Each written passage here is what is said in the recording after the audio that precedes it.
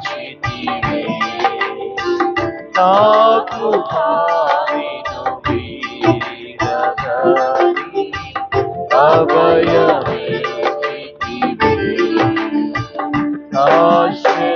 శాశ్వతమైనది నీవు నా ఎడ చూపిన అనుక్షణం నన్ను కృపాపవలే కాచిన శాశ్వతమైనది నీవు నా ఎడ చూపిన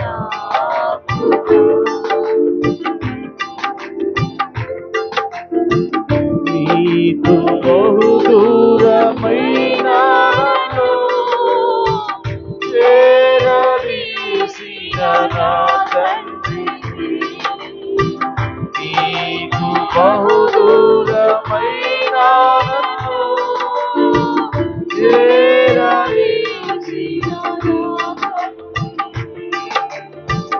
నిత్య సుఖ శాంతియే నాకు నీదు కౌగిలిలో నిత్య సుఖ శాంతియే నాకు నీదు కౌగిలిలో శాశ్వతమైనది నీవు నా ఎడ చూపిన యేసయ్యా అనుక్షణం నన్ను కృపాపవలే కాచిన అనుక్షణం నన్ను కృపాపవలే కాచిన శాశ్వతమైనది నీవు నా ఎడ చూపిన తల్లి కనబిడ్డలను మరచిన నేను మరువాలేనంటివే తల్లి కనబిడ్డలను మరచిన నేను మరువాలేనంటివే నీదు ముఖ కాంతి నన్ను ఆదరించెను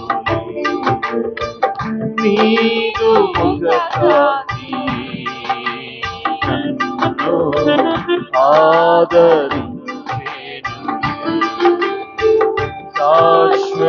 శాశ్వతమైనది నీవు నా ఎడ చూపిన అనుక్షణం నన్ను కృపాపవలే కాచిన శాశ్వతమైనది నీవు నా ఎడ చూపిన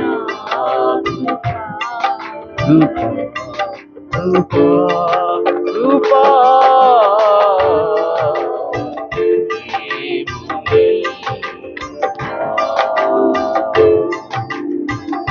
ఎరుగని రీతిగా నన్ను దర్శించి నీ కృపా ఎరుగని రీతిగా నన్ను దర్శించి నీ కృపా ఇంతవరకు కాచెనే ఎంతనుండిన నీ కృపా ఇంతవరకు కాచెనే ఎంతనుండిన నీ కృపా అంతము వరకు నడిపించేనే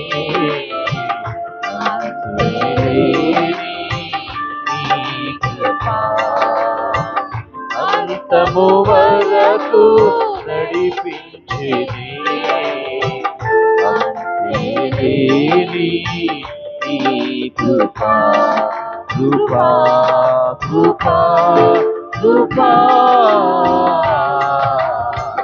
దేవుని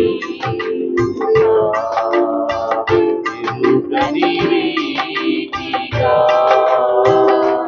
నన్ను దర్శించే నీ కృపా ఎరుగని రీతిగా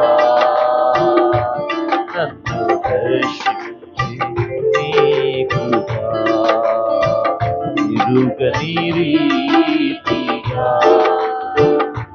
నన్ను దర్శించే నీ కృపా ఎరుగని రీతిగా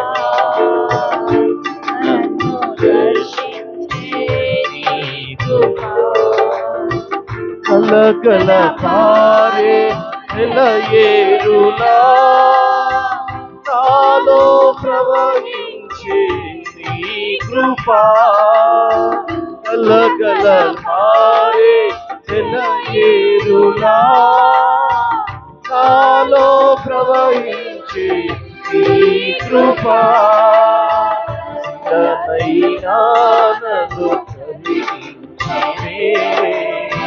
శిలనైనా నన్ను కరిగించే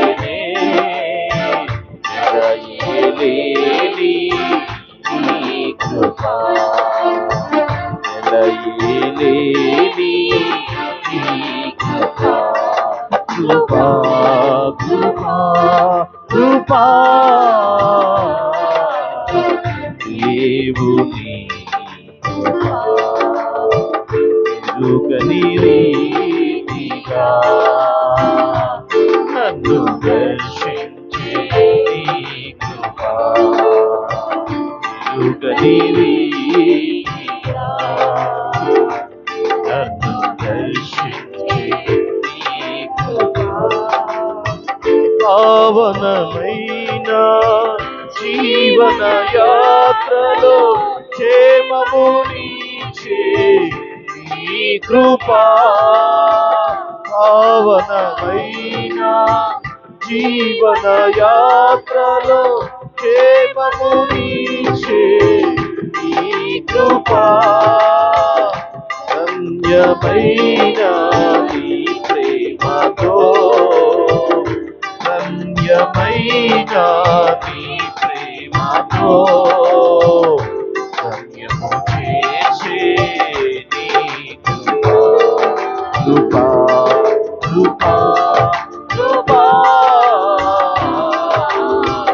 దేవుని కృపా ఎరుగని రీతిగా నన్ను దర్శించే నీ కృపా ఎరుగని రీతిగా నన్ను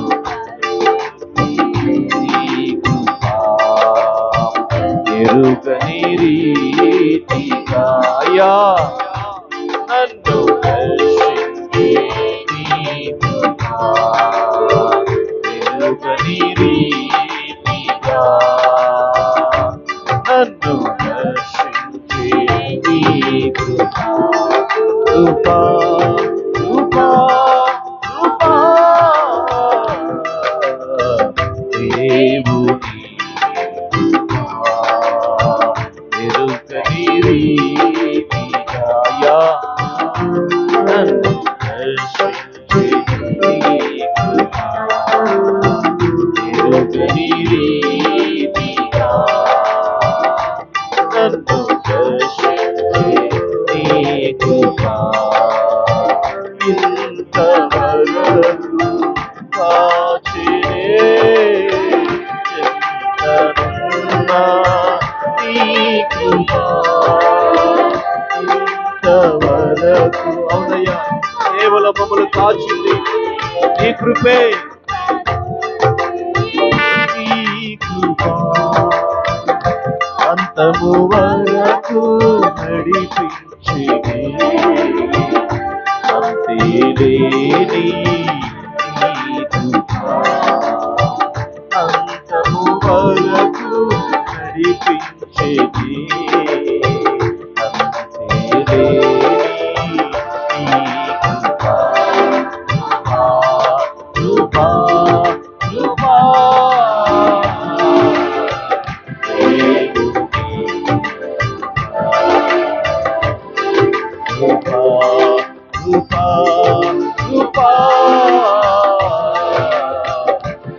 యేసు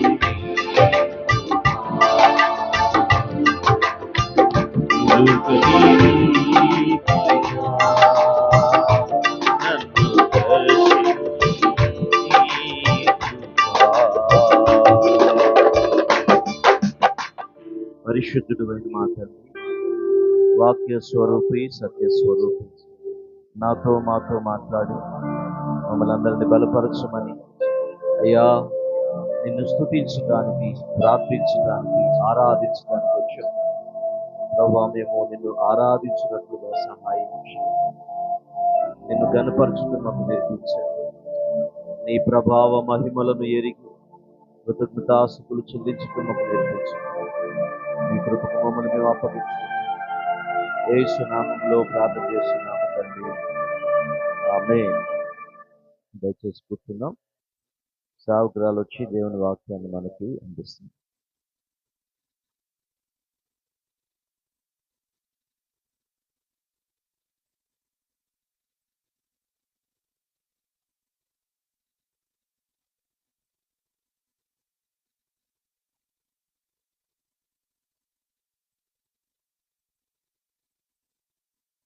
హల్లెలూయా. దేవుని నామానికి స్తోత్రాలు. మీ అందరికీ వందనాలు. వాక్య భాగం చదువుకొని ధ్యానం చేసుకుందాం. యెహెజ్కేలు గ్రంథం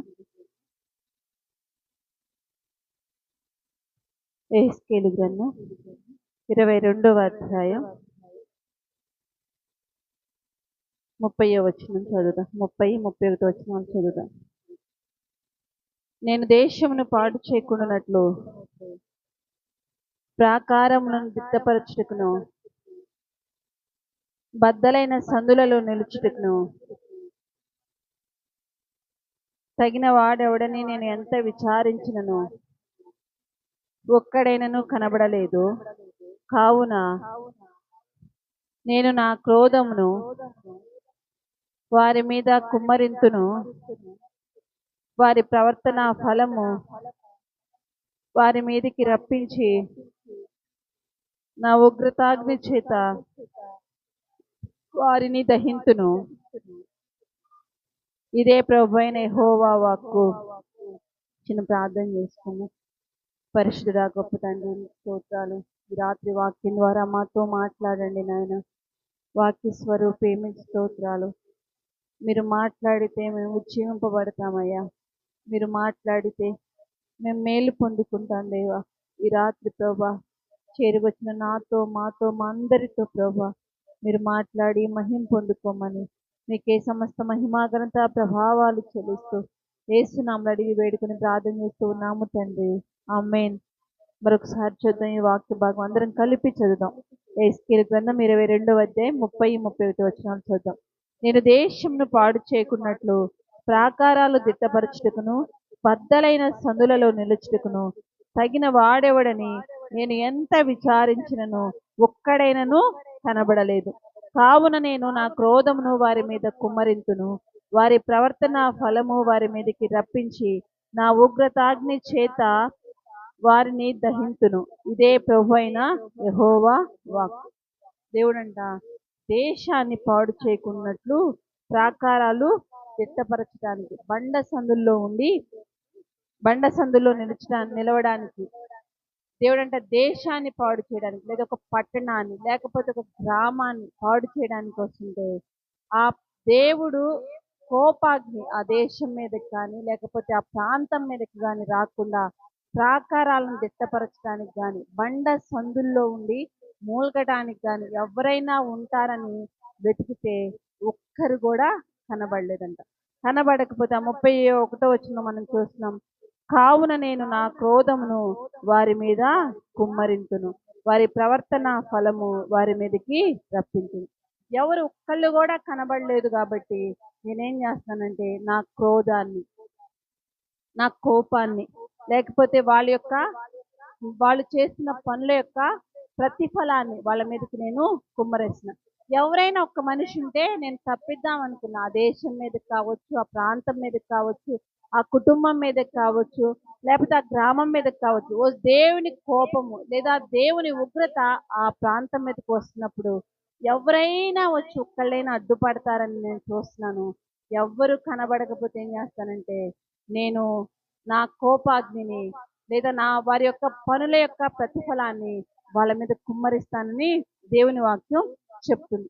కాబట్టి రక్షింపబడ్డటువంటి మనం ఏం చేయాలంటే, మన కుటుంబాల మీదకి, లేకపోతే మన గ్రామాల మీదకి, మన దేశం మీదకి దేవుని కోపము, దేవుని ఉగ్రత రాకుండా మనం ప్రాకారాలను దిట్టపరిచేవారిగా, బండ సందుల్లో ఉండి మూలిగే వారిగా మనము ఉండాలి. బైబిల్ గ్రంథంలో అలా ఉండి బండ సందుల్లో నిలిచి లేదా ప్రాకారాలను దిట్టపరచడానికి నిలిచినటువంటి కొంతమంది భక్తుల జీవితాలను మనం చూద్దాం. వాళ్ళకిలాగా మనం కూడా మన ప్రాంతాల క్షేమం కొరకు ప్రార్థించేటువంటి వారిగా ఉండాలి. చూద్దాం, చూడండి, ఆదికాండం 18వ అధ్యాయం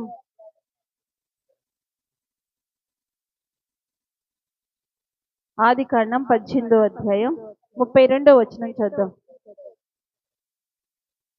అతడు ప్రభువు కోపపడిన ఎడ్ల నేను ఇంకొక మారు మాటలాడేదను, ఒకవేళ అక్కడ 10 మంది కనబడుదురేమో అనినప్పుడు ఆయన ఆ 10 మంది నీతిమంతులను బట్టి నాశనము చేయక ఉందువా అనెను. మనకి 18వ అధ్యాయంలో అబ్రహాము చేసుకున్నటువంటి ప్రార్థన మనకి కనబడిద్ది.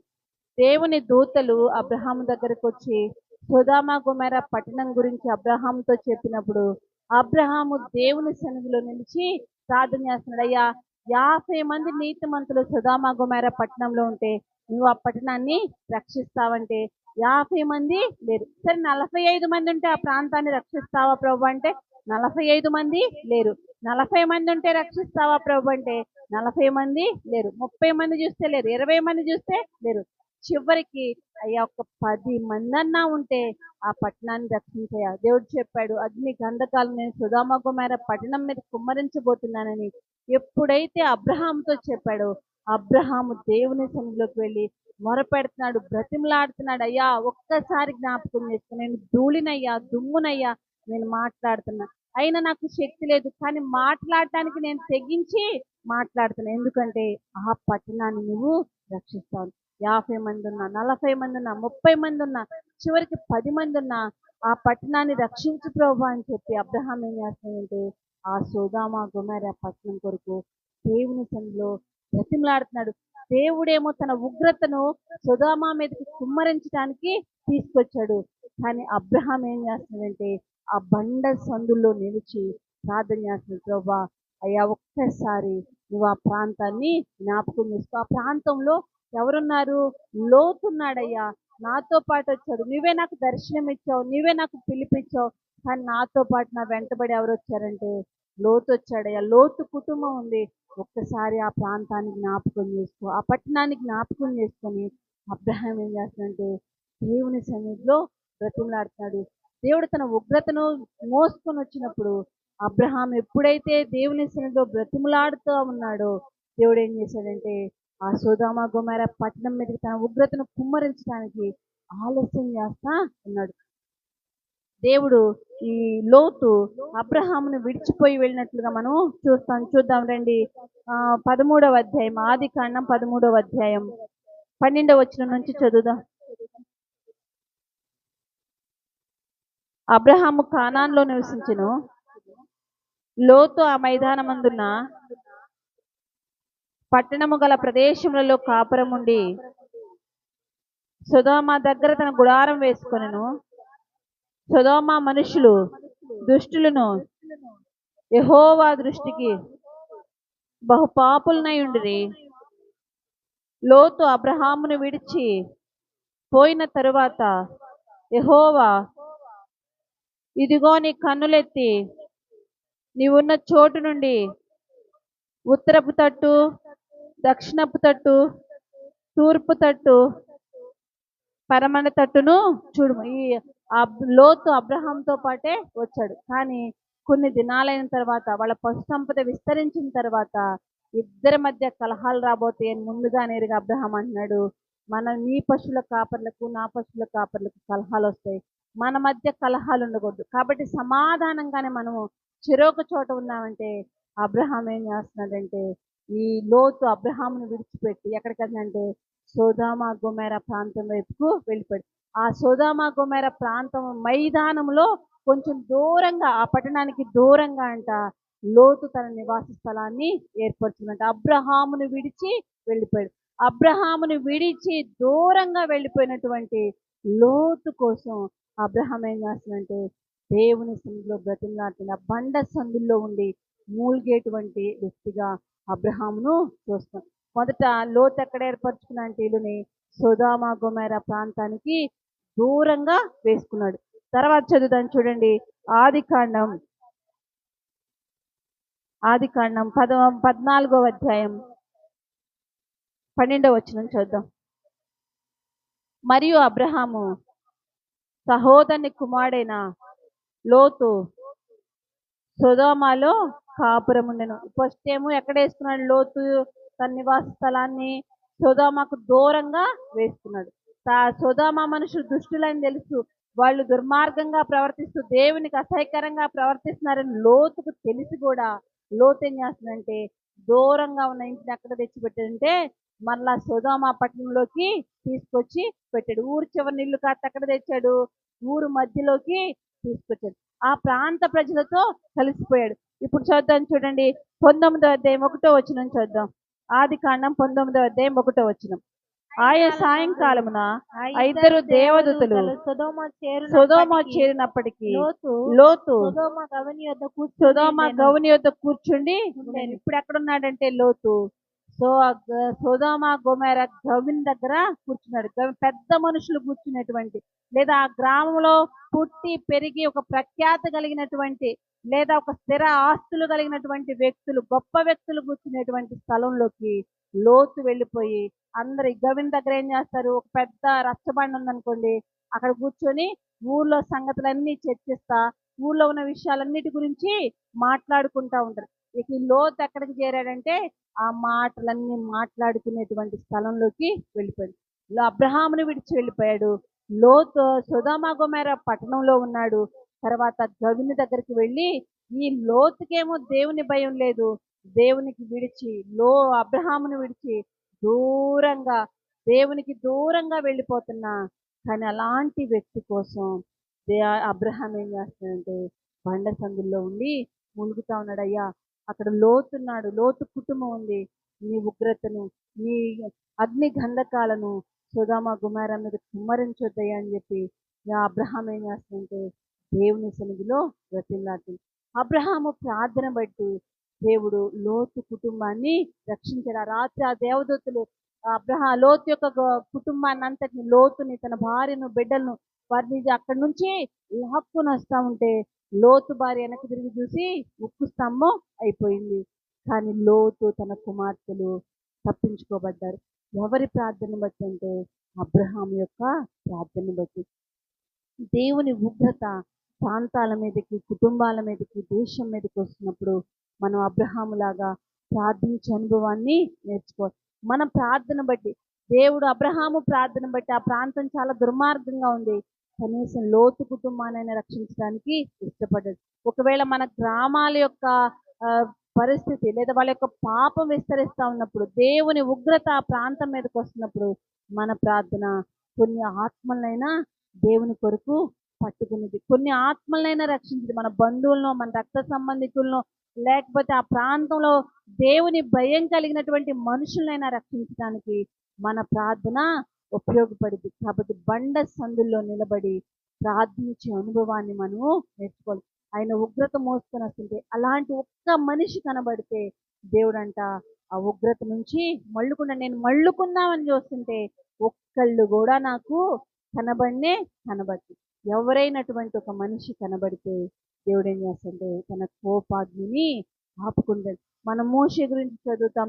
కీర్తనల గ్రంథం 106వ కీర్తన 23వ వచనం చదువుదాం. కీర్తనల గ్రంథం 106వ కీర్తన 23వ వచనం చదువుతాం. అప్పుడు ఆయన అప్పుడు ఆయన నేను వారిని నశింపజేసేదనెను. వారిని నశింపజేసేదనను. అయితే ఆయన వారిని నశింపజేయకుండునట్లు వారిని నశింపచేయకున్నట్లు ఆయన కోపము చల్లార్చుటకై ఆయన కోపము చల్లార్చుటకై ఆయన ఏర్పరచుకున్న మోసే ఆయన ఏర్పరచుకున్న మోషే ఆయన సన్నిధిని నిలిచి అడ్డుపడెను. ఆయన సన్నిధిని నిలిచి అడ్డుపడి. ఇక్కడ మనం మరొక వ్యక్తిని చూస్తున్నాం. ఎవరంటే మోషే కూడా. దేవుడు అంట ఇశ్రాయేల్ నశింపజేయాలని వస్తే మోషే అంట అడ్డుపడతా ఉన్నాడంట. అయ్యా ఇశ్రాయేల్ ప్రజల్ని నశింపచేయదు. మనం చదువుదాం చూడండి. నిర్గమాకాండం 32వ అధ్యాయం. నిర్గమాకాండం 32వ అధ్యాయం 31వ వచనం నుంచి చదువుదాం. అప్పుడు మోషే యెహోవా యొద్దకు తిరిగి వెళ్ళి అయ్యో ఈ ప్రజలు గొప్ప పాపము చేసిరి. వారు బంగారు దేవతను తమ కొరకు చేసుకొనిరి. అయ్యో నీవు వారి పాపమును ఒకవేళ పరిహరించితివా లేని ఎడల నీవు రాసిన నీ గ్రంథములో నుండి నా పేరు తుడిచివేయమని బ్రతిమాలు కొనుచున్నాను అనెను. అందుకు యెహోవా ఎవడు నా ఎదుట పాపము చేసెనో వాని నా గ్రంథములో నుండి తుడిచివేది. ఇక్కడ మోషే ప్రార్థన చేస్తున్నాడు దేవుని సన్నిధిలో. అయ్యా ఇశ్రాయేలు మీదకి దేవుని ఉగ్రత, దేవుని కోపం వస్తుంది. ఎందుకంటే వాళ్ళు దేవుణ్ణి విడిచిపెట్టి ఒక దూడని చేసుకొని, మమ్మల్ని ఐగుప్తు నుంచి తీసుకొచ్చింది ఈ దూడే, మాకు ముందు నడిపించింది ఈ దూడే అని చెప్పి ఆ దూడకు విందు చేస్తా, వాళ్ళ ఒక ఉత్సవాన్ని చేస్తా, పండుగ చేస్తా ఉంటే దేవుని కోపం ఇశ్రాయేలు మీదకి తగులుకుంది. నేను కదా ఐగుప్తులో 10 రకాలైనటువంటి తెగుళ్లను ఐగుప్తు ప్రజలకు చూపించి అది ఇశ్రాయేలు ప్రజలను కాపాడి ఐగుప్తు నుంచి నేను విడిపించాను. వాళ్ళ ముందు ఎర్ర సముద్రం ఎదురొస్తుంది, నేను దాన్ని పాయలు చేశాను. ఎంతగా వాళ్ళని నేను నడిపించాను. కానీ ఈరోజు నన్నే వాళ్ళు విడిచి మర్చిపోయారని దేవుని కోపం ఇశ్రాయేలు మీదకి తగులుకుంది. అప్పుడు మోషే దేవుని సంగ ప్రార్థన చేస్తున్నాడు. అయ్యా వాళ్ళ పాపాన్ని పరిహరించు, లేకపోతే జీవ గ్రంథంలో నుంచి నా పేరు తీసివేయ్యా అని చెప్పి మోషే దేవుని సంగలో ప్రార్థన చేస్తున్నాడు. ఆ ఇశ్రాయేలీలకు దేవునికి మధ్య ఎవరు నిలిచారంటే మోషే నిలిచాడు. మోషే చేసినటువంటి ఆ ప్రార్థన బట్టి దేవుని కోపం ఇశ్రాయేలు నుంచి మళ్ళుకొని వాళ్ళను క్షమించడానికైనా ఇష్టపడ్డాడు. కాబట్టి మనం కూడా ఈ మోషేలాగా, అబ్రహాములాగా బండ సందుల్లో నిలబడి ప్రార్థించే వారిగా ఉండాలి. దేవుని ఉగ్రతను, దేవుని కోపాన్ని ప్రజల మీదకి రాకుండా, ప్రజలను నశింప చేయకుండా మనం అడ్డు నిలిచి ప్రార్థన చేసేటువంటి వారిగా ఉండాలి. తర్వాత మరొక వ్యక్తిని చూడండి. సమూయేలు మొదటి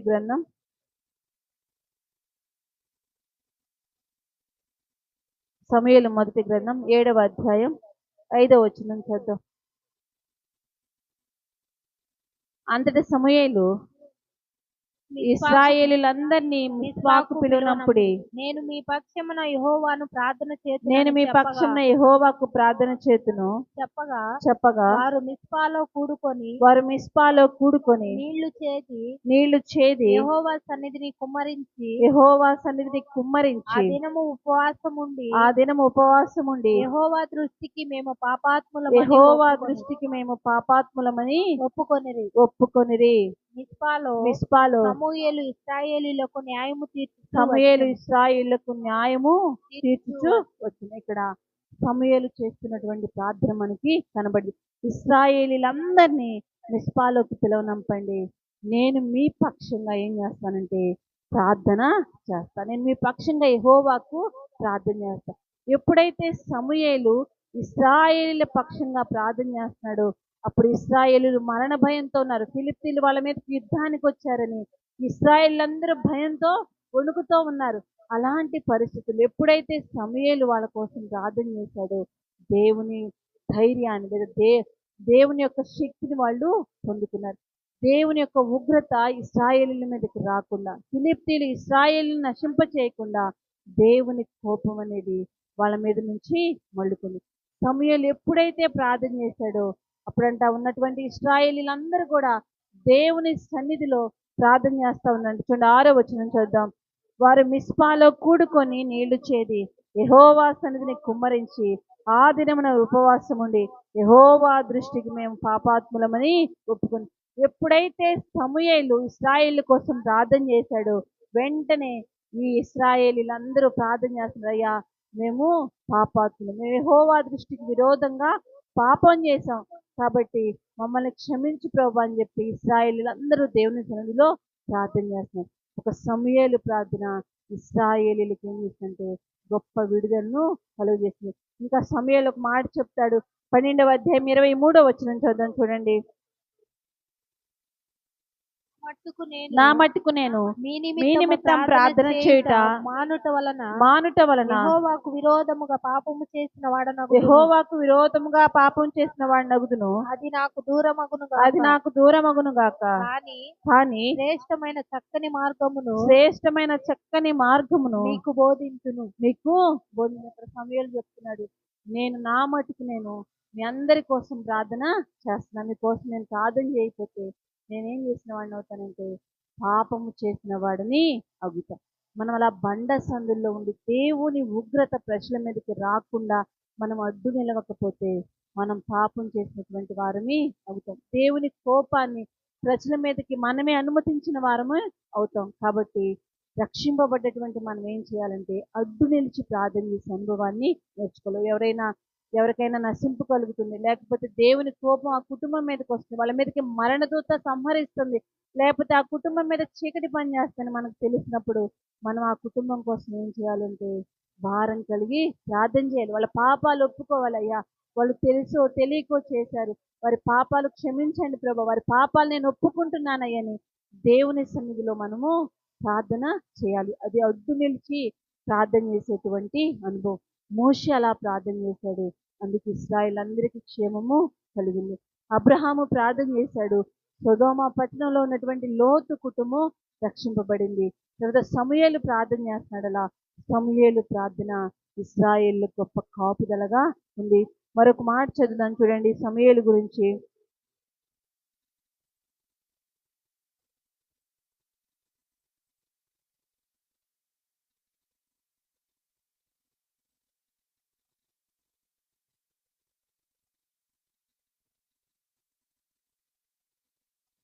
సమూయేలు మొదటి గ్రంథం 15వ అధ్యాయం 11వ వచనం చదువుదాం.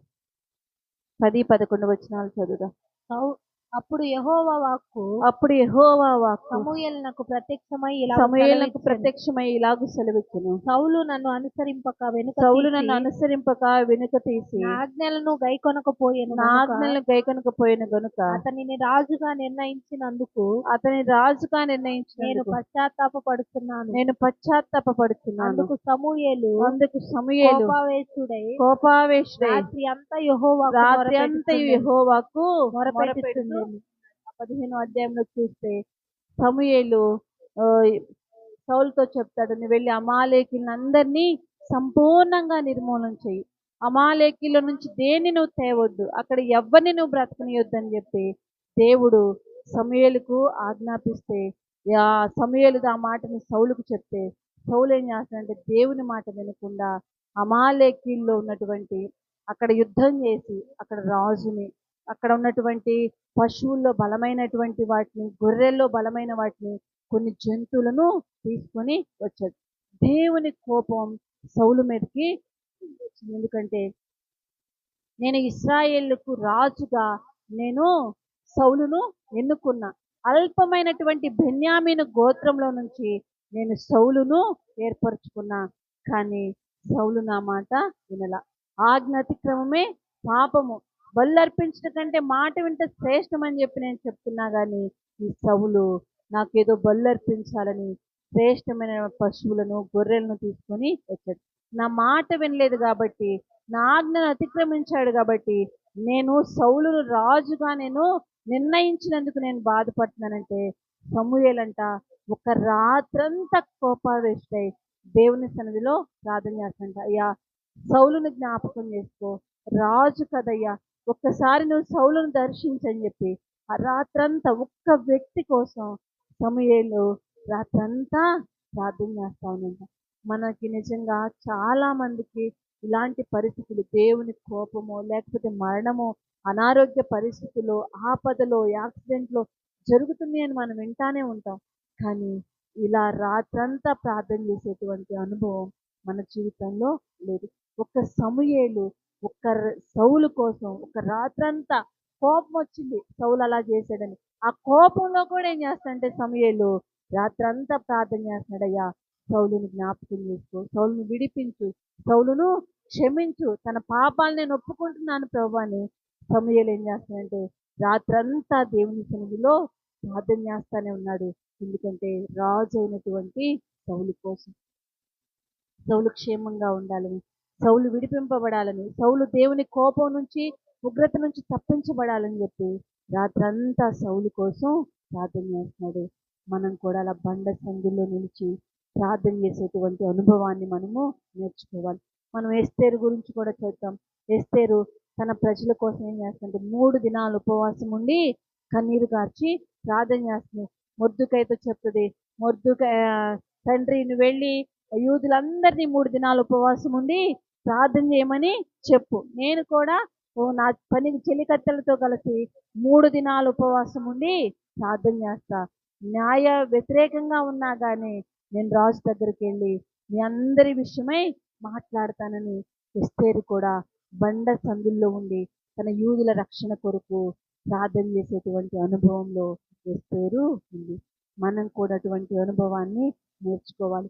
మన రక్త సంబంధికుల కొరకు, మన బంధువుల కొరకు, మన స్నేహితుల కొరకు, మన ఇరుగు పొరుగు వారి కొరకు, మన గ్రామస్తుల కొరకు బండ సందుల్లో నిలిచి ప్రార్థన చేసేటువంటి అనుభవాన్ని మనము నేర్చుకోవాలి. ఒకవేళ మనం అలా ప్రార్థన చేయకపోతే ఆ ప్రజల మీదకి ఏమొస్తుంటే దేవుని కోపం, దేవుని ఉగ్రత అనేది కుమ్మరించబడుతుంది. ఒకవేళ మనం నిలబడగలిగితే చాలు, మనం నిలబడగలిగితే దేవుడు ఆ కోపాన్ని, ఆ ఉగ్రతను వారి మీదకి రానికుండా దానిని మళ్ళించి, ఒక్క మనిషి చాలు దేవునికి, వేల మందిగా దేవునికి కావాల్సింది అలా నిలబడగలిగినటువంటి ఒక్క మనిషి దేవుని చేతిలో బలమైన పాత్రగా వాడబడతారు. సొదొమ గొమొర్ర పట్టణం కొరకు ఒక అబ్రహామే నిలిచాడు. తర్వాత ఇశ్రాయేలులందరి కొరకు ఒక మోషే నిలిచాడు, ఒక సమూయేలు నిలిచాడు. యూదులందరి రక్షణ కొరకు ఒక ఎస్తేరు నిలిచింది. బండ సందుల్లో నిలబడి, ఆ బండ క్రీస్తు చాటున నిలబడి నశించిపోతున్న వారి కొరకు ప్రార్థన చేయగలిగిన ఒక్క మనిషి దేవునికి చాలు. ఆ ఒక్క మనిషి ఉంటే దేవుని కోపం మళ్ళించుకోబడుతుంది. దేవుని కోపం ఏమైనా సామాన్యమైనటువంటి విషయం అండి?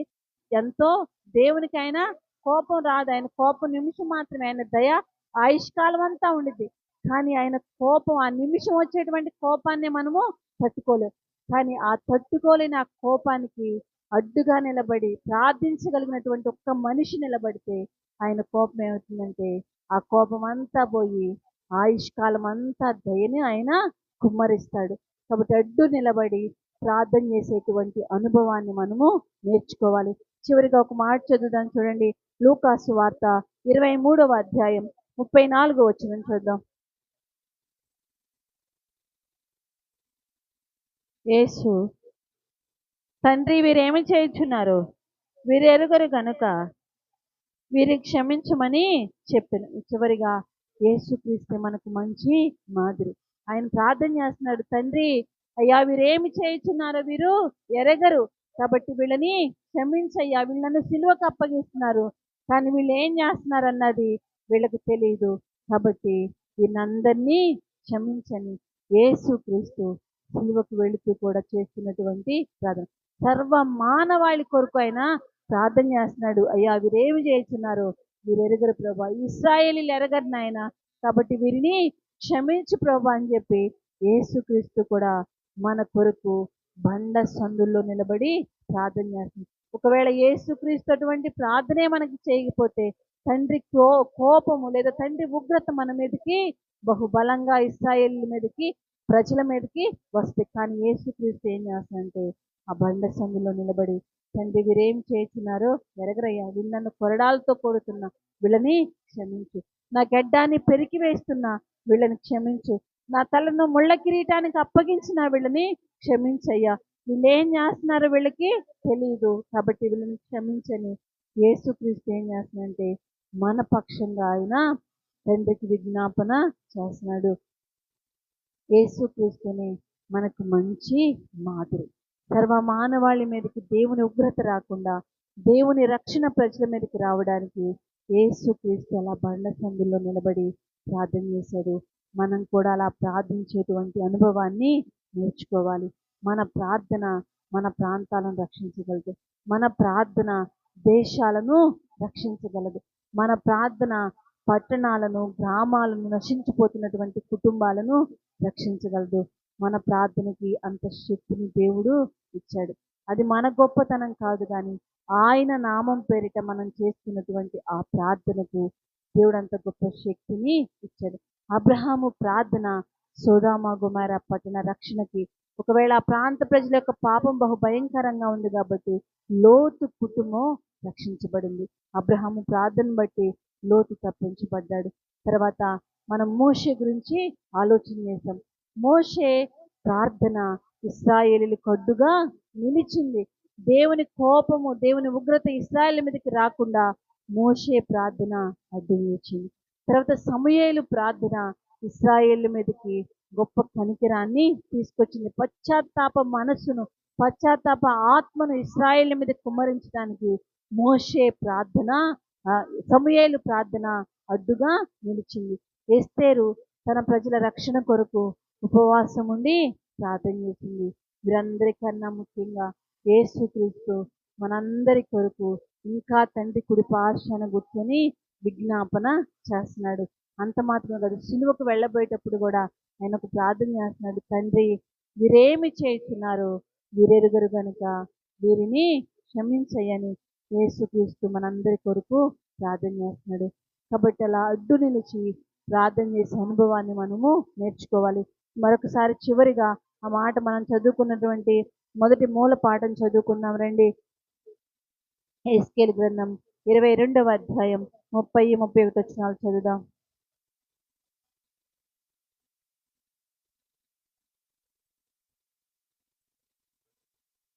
నేను దేశమును పాడు చేయకున్నట్లు ప్రాకారములు దిట్టపరచుటకును, బద్దలైన సందులలో నిలుచుటకును తగిన వాడెవడని నేనెంత విచారించినను ఒక్కడైనను కనబడలేదు. కావున నేను నా క్రోధమును వారి మీద కుమ్మరింతును, వారి ప్రవర్తన ఫలము వారి మీదకి రప్పించి నా ఉగ్రతాగ్ని చేత వారిని దహింతును. ఇదే ప్రభువైన యెహోవా. నేను దేశాన్ని పాడు చేయకుండా ఉండాలి అంటే ఒక్కళ్ళు నిలబడాలి. ఎవరంటే బండ సందుల్లో నిలబడి ప్రాకారాలు దిట్టపరచగలిగిన ఆ ఒక్క వ్యక్తి ఉంటే చాలు, నేను ఆ గ్రామాన్ని, ఆ పట్టణాన్ని, ఆ దేశాన్ని రక్షిస్తానని దేవుని వాక్యం చెప్తుంది. అలా బండ సందుల్లో నిలబడి ప్రార్థన చేసేటువంటి అనుభవాన్ని మనము నేర్చుకోవాలి. ఒక గ్రామంలోనంట ఒక విధవరాలు ఉందంట. ఆ విధవరాలు ఈ వాక్యాన్ని విని ప్రార్థన చేస్తా ఉందంట. అయ్యా, తనకి ఎవరు లేరంట. ఒక చిన్న పూరి గుడిసె ఉంటే ఆ పూరి గుడిసెలో కూర్చొని ప్రార్థన చేస్తా ఉందంట. అయ్యా, దీని ఒక్క మనిషి చాలు, ఒక్క మనిషిని బట్టి నువ్వు ఈ ప్రాంతాన్ని, గ్రామాన్ని రక్షిస్తున్నావని చెప్పి అయ్యా దేవుని వాక్యం చెప్తుందని సేవకులు చెప్పారు. నేను ప్రార్థన చేస్తున్నాను ప్రభా, నా గ్రామాన్ని రక్షించని ఆ ఒక్క ముసలి విధవరాలు ఆ చిన్న గుడిసెలో కూర్చొని ప్రతిరోజు ప్రార్థన చేసేదంట. ఉపవాసం ఉండగలిగినప్పుడల్లా ఉపవాసం ఉండేదంట. ప్రార్థించగలిగినప్పుడల్లా ప్రార్థిస్తా, ఇక ఆమెకు ఒకటే ప్రార్థన, అయ్యా నా ప్రార్థన ఆలకించు, నా గ్రామాన్ని రక్షించు, నా గ్రామం మీదకి ఉగ్రత రానియొద్దు ప్రభు అని ఆ ఒక్క ప్రార్థన ప్రతిరోజు చేస్తూ ఉండేదంట. ఆ గ్రామంలో చాలా భయంకరమైనటువంటి వ్యభిచారం, భయంకరమైనటువంటి త్రాగుడు, భయంకరమైనటువంటి వ్యసనాలు ఆ గ్రామం నిండా ఉండేయంట. సేవకుడు వచ్చి ఎంతగా ప్రతి దినము చెప్తా ఉండేవాడంట, మీరు ఇలా ఉండకూడదు, ఇలా వ్యభిచారం చేయకూడదు, ఇలా దొంగతనాలు చేయకూడదు, మోసం చేయకూడదు, ఇలా త్రాగుల్లోకి మీరు వెళ్ళిపోకూడదని ఎంతగా సేవకుడు సువార్తను ప్రకటిస్తున్నా కానీ ప్రజలు మార్పులోనికి రావట్లేదంట. ఇలా కొన్ని దినాలు, సంవత్సరాలు ఏం ప్రార్థన చేస్తూ ఉంటే ఒకరోజు అంట ఆ సేవకుడు ఆ గ్రామంలో ఒక రక్షణ సువార్త కూడికలను పెట్టాడంట. సువార్త కూడికలను పెడితే ఆ సువార్త కుడికులకు వచ్చినటువంటి ఒక సేవకుడు దేవుని వాక్యం చెప్తే ఆ గ్రామంలో ఉన్నటువంటి ప్రజలందరూ ఏడుస్తా, నువ్వు రొమ్ము కొట్టుకుంటా, అయ్యో మాకు దేవుడు కావాలి, మాకు దేవుడు కావాలని చెప్పి కన్నీరు కాచి ప్రార్థన చేస్తా బాప్తీసాల కొరకు చేతులు ఎత్తమంటే మీటింగ్కి వచ్చినటువంటి 30 మంది ప్రజలు చేతులు ఎత్తారంట. చేతులు ఎత్తి అందరు అక్కడికక్కడే బాప్తీసం కావాలని బాప్తీసాలు తీసుకున్నారంట. అయితే ఈ సేవకుడు వాక్యం చెప్పినటువంటి సేవకుడంట ఇంటికి వెళ్ళి ఆ రాత్రి ప్రార్థన చేసుకుంటా, ప్రభా నేను ఒక్క ప్రసంగం చేస్తే ఎన్ని వందల మందిని నువ్వు రక్షించావు ప్రభా, నువ్వెంతగా నా వాక్యాన్ని నువ్వు జ్ఞాపకం చేసుకున్నావు, దీవించావు ప్రభా అని చెప్పి ఈ సేవకుడంట ప్రార్థన చేస్తా ఉన్నాడంట. ప్రార్థన చేస్తా ఉంటే దేవుడంట తన మనోనేత్రాలు తెరిచి ఒక దర్శనాన్ని చూపిస్తున్నాడంట. ఒక చిన్న పూరి గుడిసెలో ఒక విధవరాలు, బక్క చిక్కిపోయినటువంటి విధవరాలు ప్రతిరోజు ఒకటే ప్రార్థన చేస్తుంట, అయ్యా నా గ్రామాన్ని రక్షించు, నా గ్రామాన్ని రక్షించు, నా గ్రామాన్ని రక్షించు, ఇక్కడ త్రాగుబోతులు ఉన్నారయ్యా, పాపంలో ఉన్న వాళ్ళు ఉన్నారు, నా ప్రజలను రక్షించని ఆమె కారుస్తున్నటువంటి కన్నీటిని చూపించాడంట. చూపించి అప్పుడు దేవుడు ఆ సేవకునితో చెప్పాడంట, నీ ప్రసంగానికి కాదు నేను ఈ ప్రజలను రక్షించింది, అదిగో ఆ విధవరాలి కన్నీటిని నేను జ్ఞాపకం చేసుకొని ఈ దినాన నేను ఈ గ్రామాన్ని అంతటినీ రక్షణలోకి నడిపించాను, ఆ విధవరాలి ప్రార్థన ఈ గ్రామాన్ని పట్టుకుంది అని చెప్పి ఆ దైవజనుడితో ఆ సేవకుడు ఆ దైవజనుడితో దేవుడు చెప్పాడంట. ఆ ఒక్క స్త్రీ ప్రార్థన ఆ గ్రామాన్ని రక్షించుకుంది. దేవుని కొరకు నిలబడి బండ సందుల్లో ఉండి మూలిగి ప్రార్థన చేసే ఒక్క మనిషి దేవునికి చాలు. ఒకవేళ మనం శారీరకంగా బలహీనంగా కలిగిన వాళ్ళమైనా, మనం ఒకవేళ మనకు జ్ఞానం లేకపోయినా, తెలివి లేకపోయినా, బలం లేకపోయినా, గొప్ప గొప్ప మాటలతో ప్రార్థించేంత టాలెంట్లు మనకు లేకపోయినా, కానీ దేవుని సన్నిధిలో కన్నీరు కార్చి బండ సందుల్లో నిలబడి ప్రార్థించే అనుభవం మనం నేర్చుకుంటే మన గ్రామాలను, పట్టణాలను, కుటుంబాలను, దేశాన్ని దేవుని కొరకు పట్టుకోగలం. దేవుని కోపం, దేవుని ఉగ్రత ప్రజల మీదకి రాకుండా మనం అడ్డుగా నిలబడగలం. ఒకవేళ అడ్డుగా నిలిచినటువంటి మనల్ని దేవుడు విడిచిపెట్టడు. మోషేని దేవుడు విడిచిపెట్టాడా? విడిచిపెట్టలా. సమూయేలుని దేవుడు విడిచిపెట్టాడా? విడిచిపెట్టలా. మనం సమూయేలు మనవళ్ళ గురించి అంతకుముందు కీర్తన భాగంలో చెప్పుకున్నాం. హేమాను గురించి వారి తరాలన్నీ దీవించబడ్డాయి. దేవుని కొరకు మనం అడ్డు నిలిచే అనుభవంలో, ప్రజలకు దేవునికి మధ్య అడ్డు నిలిచే అనుభవాన్ని మనం నేర్చుకోగలిగితే దేవుడు మనల్ని విడిచిపెట్టడు, మన తరాలనైనా విడిచిపెట్టడు. కాబట్టి అలా అడ్డు నిలిచి బండ సందులో ఉండి మూల్గి ప్రార్థన చేసేటువంటి అనుభవాన్ని మనం నేర్చుకోవాలి. అటువంటి భారాన్ని మనము పొందుకోవాలి. అదేం ఊరక రాదు. దేవుని సన్నిధిలో అడగాలి, ప్రభా నాకు నశించిపోయే ఆత్మలకు వచ్చిన భారమే అయ్యా, ఈ గ్రామానికి వచ్చిన భారమే ప్రభా, ఇదిగో నా బంధువులు, రక్త సంబంధికులకు వచ్చిన భారం నాకు ఇవ్వండి ప్రభా అని ఎప్పుడైతే మనం ఆ భారాన్ని పొందుకొని ప్రార్థన చేస్తామో, ఆ భారంతో ప్రార్థన చేసినప్పుడే దేవుని కార్యాలను మనము చూడగలుగుతాం. కాబట్టి దేవుని సన్నిధిలో ఆ భారం కొరకు ప్రార్థన చేద్దాం. భారం కలిగిన వారమై అడ్డు నిలబడి, లేకపోతే బండ సందుల్లో నిలబడి ప్రార్థన చేసేటువంటి అనుభవాన్ని మనము నేర్చుకుందాం. మనం కూడా మన తరంలో ఒక సమూయేలు లాగా, ఒక అబ్రహాము లాగా, ఒక ఎస్తేరు లాగా మనం మార్చబడాలి. ఒకవేళ మనం అంత శారీరకంగా బలహీనమే కావచ్చు, కానీ దేవుడు బలమైనటువంటి దేవుడు. మనల్ని అడ్డు నిలబడే అనుభవాన్ని మనం ఇష్టపడితే ఆయన మనల్ని వాడుకునేటువంటి దేవుడు. కాబట్టి అందరము మోకరించి ప్రార్థన చేసుకుందాం.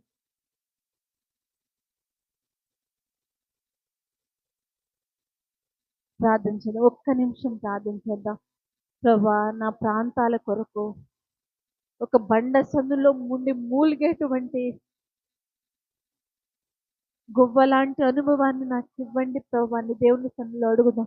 నాకు భారమే అయ్యా ఈ ప్రాంతాల గురించి, ఈ కంగడపాలెం, మురగొండపాడు అయ్యా, ఈ పరిసర ప్రాంతాలకు వచ్చిన భారమే అయ్యా, నా బంధువులు, నా రక్త సంబంధికులకు వచ్చిన భారమే అయ్యా. భారం లేకపోతే దేవుని సన్నిధిలో కన్నీరు కార్చి ప్రార్థన చేయలేం. భారం లేకపోతే ఆత్మలను సంపాదించుకోలేం. మనం భారం లేకపోతే దేవుని కొరకు ఏది చేయలేము అసలు.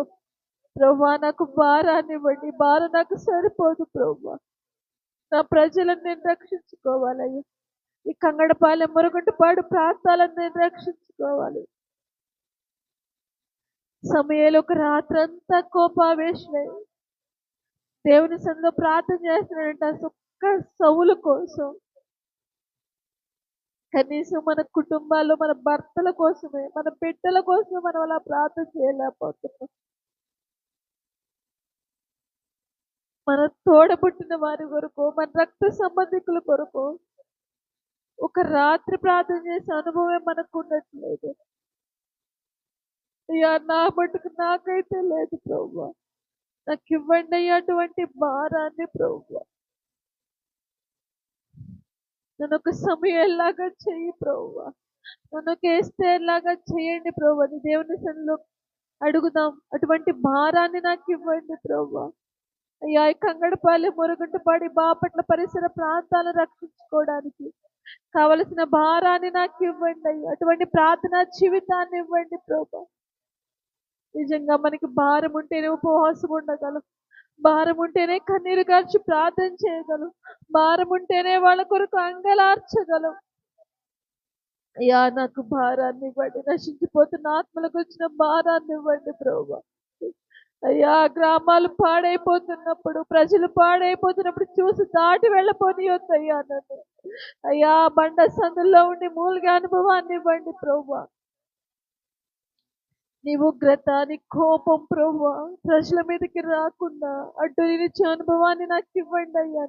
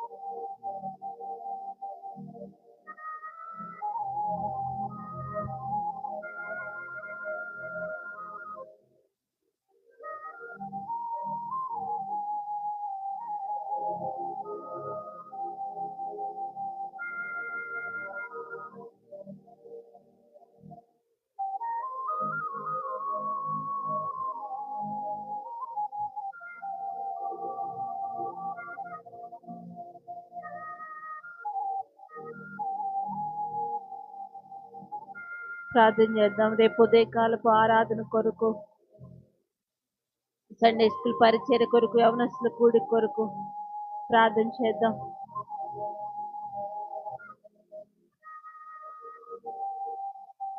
సకాలంలో ప్రతి ఒక్కరూ దేవుని మందిరానికి వచ్చినట్లుగా, దేవుడు సహాయం చేయనట్లు, దూర ప్రాంతాల నుంచి వస్తున్న బిడ్డల ప్రయాణాల్లో దేవుడు తోడుగా ఉన్నట్లుగా ప్రార్థన చేద్దాం.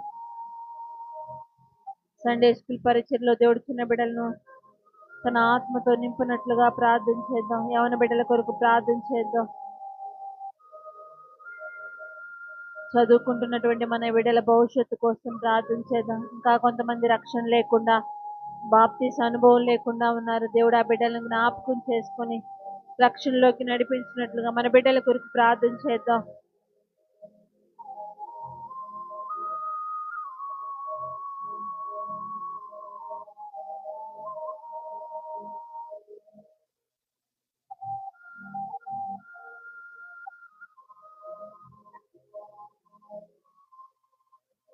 హల్లెలూయా. యేసయ్యా స్తోత్రం.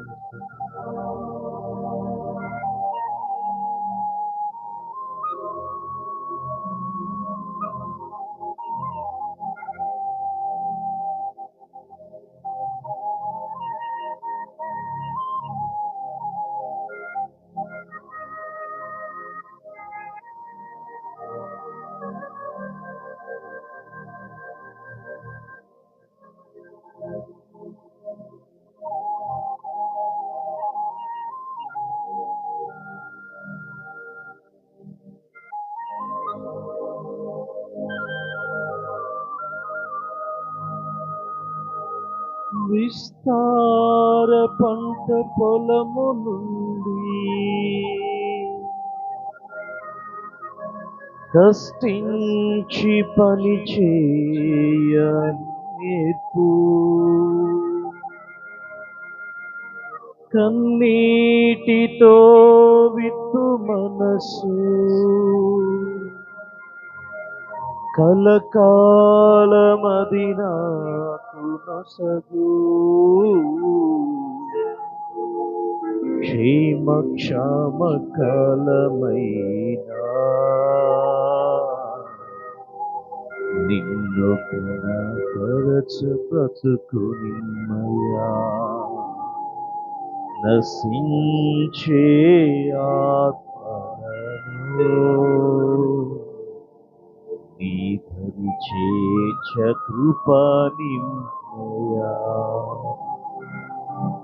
ఇదిగో దేవా నా జీవితం ఆపాదమస్తు, ఇదిగో దేవా నా జీవితం ఆపాదమస్తు, శరణం నీ శరణం, శరణం నీ శరణం, శరణం నీ శరణం, శరణం నీ శరణం. ఇదిగో దేవా నా జీవితం ఆపాదమస్తకం నీకంకితం, ఇదిగో దేవా నా జీవితం ఆపాదమస్తకం నీకంకితం. నీ పాదముల చెంత చేరి నీ చిత్తంబునే నెరుగనేర్పు, ఈ హృదయ భారము నొసగి ప్రార్థించి పని చేయనిమ్ము, ఈ పాదముల చెంత చేరి నీ చిత్తంబునే నెరుగనేర్పు, ఈ పాద ఈ హృదయ భారం నొసగి ప్రార్థింపబని చేయనిమ్ము, ఆగిపోక సాగిపో ప్రియసుతునిగా పని చేయనిమ్ము, ప్రతి చోట నీ సాక్షిగా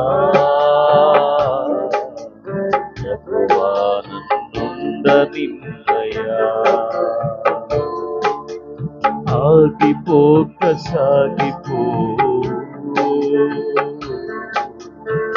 ప్రియసుతునిగా పని చేయని ప్రతి చోటని సాక్షిగా ప్రభువానందుండనిమ్మయ్యా. ఇదిగో దేవా నా జీవితం ఆపాదమస్తకం నీకంకితం. ఇదిగో దేవా నా జీవితం ఆపాదమస్తకం నీకంకితం. శరణం నీ శరణం, శరణం నీ శరణం యేసయ్యా. శరణం నీ శరణం, శరణం నీ శరణం. ఇదిగో దేవా నా జీవితం ఆపాదమస్తకం నీకంకితం. ఇదిగో దేవా నా జీవితం ఆపాదమస్తకం నీకంకితం. శరణం నీ శరణం, శరణం. ప్రభువా, ఈ రాత్రి మా గ్రామం పక్షంగా, మా ప్రజల పక్షంగా నీ భారాన్ని పంచుకొని నీ పాదాల దగ్గరికి వస్తున్నామయ్యా. మా జీవితాలను మార్చయ్యా, మా బ్రతుకులను మార్చు నాయనా. మా ఆత్మీయ స్థితి అయ్యా నీ భారాన్ని పంచుకునేటట్లుగా బాధ్యత కలిగిన వ్యక్తులకు మమ్మల్ని చేయమని ప్రార్థన చేస్తున్నాం.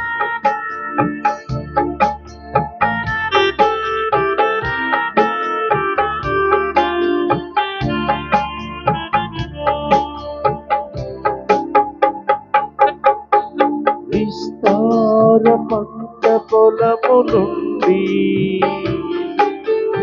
అస్తించి పని చేయ నేర్పు, కన్నీటితో విత్తు మనసు కలకాలము మరి నాకు నొసగు. విస్తార పంట పొలము నుండి కష్టించి పని చేయ నేర్పు, కన్నీటితో విత్తు మనసు కలకాలము మరి నాకు నొసగు. క్షేమ క్షమకాలమైన నిన్ను కనపరచ బ్రతుకులిమ్మయ్యా. నశించే ఆత్మలను నీ దరి చేర్చ కృపానిమ్మయ్యా. క్షేమ క్షామకాలమైన నిన్ను కనపరచు కృపానిమ్మయ్యా. నశించే ఆత్మలను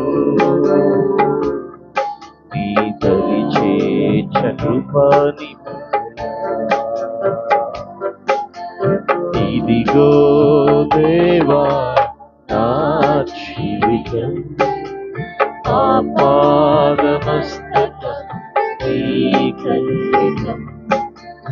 ఇదిగో దేవా నా జీవితం ఆపాదమస్తకం నీకంకితం. శరణం నీ శరణం, శరణం నీ శరణం యేసయ్యా. శరణం నీ శరణం, శరణం నీ శరణం, శరణం ఈ శరణం ఈ శరణం శరణం ఈ శరణం శరణం ఈ శరణం ఇదిగో దేవా నా జీవితం ఆపాదమస్తకం నీకంకితం. పరిశుద్ధుడైన మా తండ్రి, ప్రేమపూర్ణుడైన యేసయ్య, కృపా సత్య సంపూర్ణుడా జీవాలు, నువ్వెంత గొప్ప దేవుడు నాయన. బద్దలైన బండ సందులలో ఎవరు నిలబడతారని ఆకాశము నుండి ఆశతో యథార్థ హృదయం కలిగిన వారిని బలపరచడానికి మీ కనుదృష్టి లోకమంతటా సంచారం చేస్తుంది. ఆ బద్దలైన బండ సందులలో నిలబడటానికి నన్ను నిలబెట్టవా ప్రభువా. మా గ్రామాల కొరకు ప్రార్థించడం, మా ప్రజల కొరకు మొరపెట్టడం, మా ప్రాంతం కొరకు కన్నీరు కార్చడం. ప్రభువా, ఇదిగో నేనున్నాను, నన్ను వాడుకో ప్రభు, మమ్మల్ని వాడుకుంటయ్యా. ఈ సంఘము క్షేమాభివృద్ధి నొందాలి, ఈ సంఘము అభివృద్ధి చెందాలి. తన ప్రజల పాపముల కోసం విలపించిన సమయాలుగా నన్ను మార్చు. కలువరి సిలువలో మా కొరకు భారభరితమైన గుండెతో మాకు క్షమాపణ కలుగునట్లుగా ప్రార్థించగలిగిన స్టెఫెను వంటి ఆత్మ, యేసుక్రీస్తు వంటి హృదయం మాకు దయచేయండి. ఎప్పుడు స్వార్థముతో ప్రార్థన చేసే వ్యక్తిగా నన్ను చూద్దు. ప్రజలందరి కొరకు భారమైన గుండెతో ప్రార్థన చేసే వ్యక్తిగా నన్ను చేయండి. మా భారతదేశము రక్షించబడాలి. భారతదేశములో ఉన్న ప్రతి కుటుంబము క్రీస్తు కొరకు సొంతమవ్వాలి. కంగడపాలెం, బాపట్ల జిల్లా దేవుని కొరకు పట్టబడాలి. ఈ ప్రాంతాలను ఏలుబడి చేసి ప్రతి దురాత్మ అంధకారపు శక్తుల యొక్క ప్రభావము, వాడి కార్యాలు నజరుడైన యేసు క్రీస్తు నామములో నశించునుగాక. వాటిని క్యాన్సల్ చేస్తున్నాను. మీ కృపకు అప్పగించుకుంటూ మమ్మల్ని మేము మరొకసారి తగ్గించుకుంటాం. యేసయ్య నామములో ఈ మనవులు వేడుకొని పొందుకొని కృతజ్ఞతాస్తుతులు చెల్లించి ప్రార్థన చేస్తున్నాము తండ్రి. ఆమేన్.